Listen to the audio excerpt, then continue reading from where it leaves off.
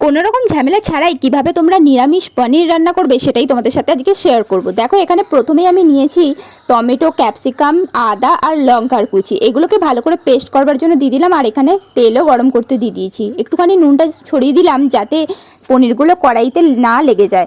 আর দেখো পনিরগুলোকে কিন্তু আমি প্রথমে গরম জলের মধ্যে ডুবিয়ে রেখেছিলাম, যেহেতু অনেকক্ষণ ফ্রিজারে ছিল সেই কারণে। আর এখানে লঙ্কা গুঁড়ো, হলুদ গুঁড়ো, একটুখানি মিট মশলা, জিরে গুঁড়ো আর টমেটো সস নিয়েছি, সেইটাকে তোমাদেরকে দেখিয়ে দিলাম।